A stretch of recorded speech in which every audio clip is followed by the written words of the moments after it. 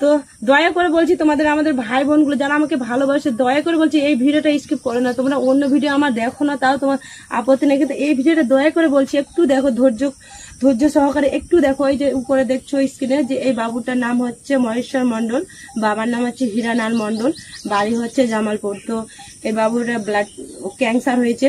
তো প্রথমে হয়েছিল প্যাসেবের নিচে যে যেটা আছে, যাই হোক, তো ওখানে হয়েছিল এক্সরে, আমরা এক্সরে বলে জানি না, ওখান থেকে ডাক্তার বলেছিল অপারেশন করতে হবে, সেটাকে অপারেশন করা হয়েছিল।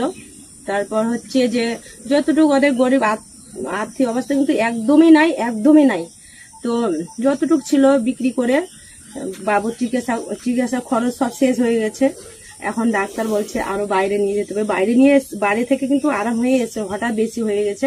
তো ডাক্তার বলছে এখন ক্যান্সারে পরিণত হয়েছে সেটা।